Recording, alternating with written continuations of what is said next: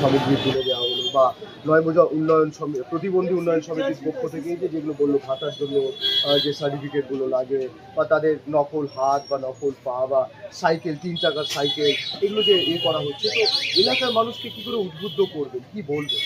আমার তো মনে হয় যে এই প্রতিবন্ধীদের জন্য সমাজের প্রত্যেকটা শ্রেণীর মানুষকে এগিয়ে আসা উচিত।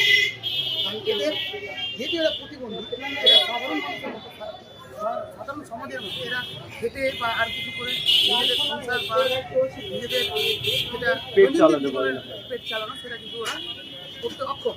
তাই আমাদের যারা আমরা সুস্থ সবল আছি আল্লাহর রহমতে, আমাদের প্রত্যেককে এদের পাশে এসে দাঁড়ানো উচিত এবং একটা প্ল্যাটফর্ম দরকার। যেরকম নয়মজা প্রতিবন্ধী উন্নয়ন সমিতি আছে, এই সমিতি একটা প্ল্যাটফর্ম, যার মাধ্যমে হয়তো আমরা বিভিন্ন প্রতিবন্ধীদের নয়মজা বা সুজাপুরের অন্তর্গত না, ওটা মালদা ডিস্ট্রিক্টের যদি এরকম কোনো প্রতিবন্ধীদের সাহায্য সহযোগিতা দরকার হয়, এই প্ল্যাটফর্মের মাধ্যমে আমরা চেষ্টা করি যে ওদের সাহায্য সহযোগিতা করার।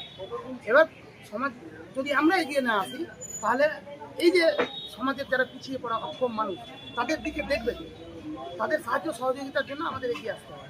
এবং আমার এই উন্নয়ন সমিতির যে সেক্রেটারি বললেন যে আমরা ফরিদুল্লাহ দাস, যে আমরা সার্টিফিকেট থেকে শুরু করে সমস্ত কিছু যা যা দরকার, হাত পা, এগুলো আমরা ব্যবস্থা করি। তার জন্য আমরা যারা ভালো আছি, আমাদেরকেও এদের সাহায্য করা উচিত। যে কোথায় গেলে কত তাড়াতাড়ি গেলে, কার সাথে কথা বললে, কোথায় করলে আমরা সহজে এগুলোকে মানে ওদের পাইয়ে দিতে পারি, এই জায়গাগুলো আমাদের মানবিক মুখ দেখে এগুলো করা উচিত। আপনার নাম? আমার নাম গোলাম ইসলাম।